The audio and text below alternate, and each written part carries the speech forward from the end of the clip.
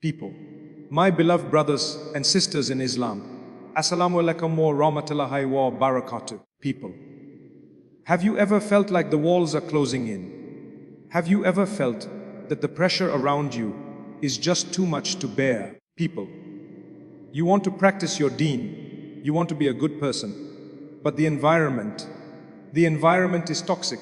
People, it's pulling you down. Today we are going to open a beautiful chapter in the Surah, a chapter not of battles won with swords, people, but of faith won with patience. It is the story of the first migration to Abyssinia, people. It is the story of hope when there seems to be no hope. My beloved brothers and sisters in Islam, my friends across the world, people, those who are listening with an open heart, and those who are searching for meaning in these chaotic times, people. Assalamu alaikum wa rahmatullahi wa barakatuh. May the peace of the Almighty descend upon you. May His mercy envelop you, people. And may His blessings rain upon your life in ways you cannot even imagine.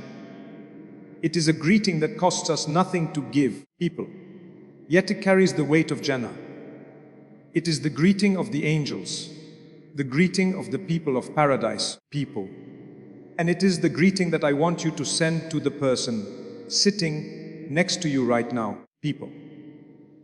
To the person you pass on the street tomorrow, and to the person who disagrees with you. Because peace is what we are missing, people. Peace is what the world is starving for. Have you ever felt like the walls are closing in, people? I want you to be honest with yourself for a moment. Not the fake honesty we show on social media, people, but the real honesty that happens at 2 a.m. when you are alone with your thoughts.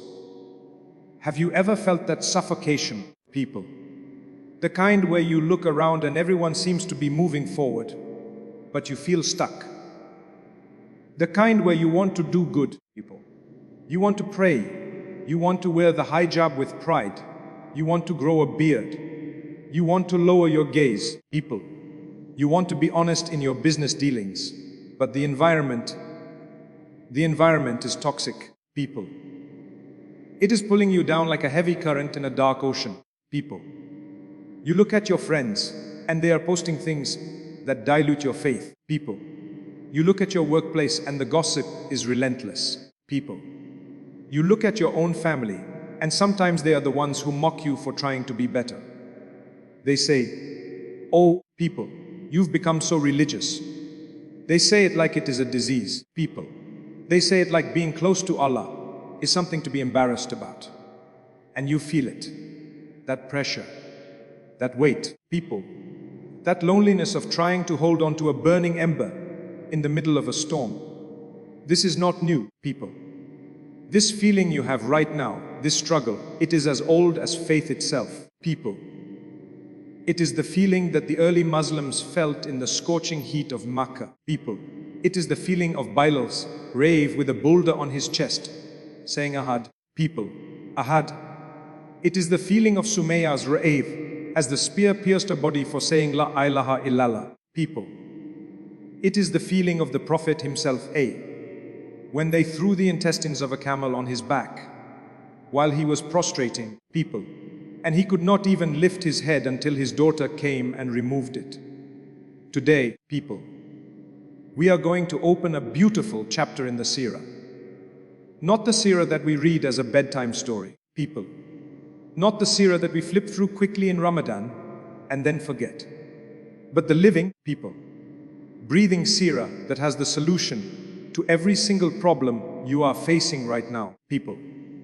This is a chapter not of battles won with swords, not of conquest with armies marching behind flags. No, people, this is a chapter of faith won with patience. It is the story of tears turned into trust, people. It is the story of weakness turned into wisdom. It is the story of the first migration to Abyssinia, people. A journey that did not start with a declaration of war, but with a declaration of dependence on Allah, people. It is a story that began not with a victory parade, people, but with a small boat of frightened believers crossing an ocean they had never crossed, to a land they had never seen. people to a king they had never met, all because they refused to say goodbye to their creator. When you read this story, people, you realize something powerful. Allah does not abandon His people. When the door of Makkah slammed shut in their faces, people, when the Quraysh tightened the noose, when the powerful mocked the powerless, Allah opened another door, people. Not a door they expected, not a door they planned for, but a door that was better. A door across the sea, people. A door in a Christian land. A door with a king who would cry when he heard the Quran, people. This is the story of hope when there seems to be no hope.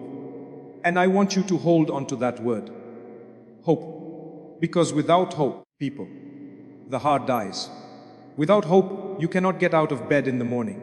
Without hope, people, you cannot raise your hands in dua and expect an answer. The Sahaba had hope. They looked at the Prophet, people.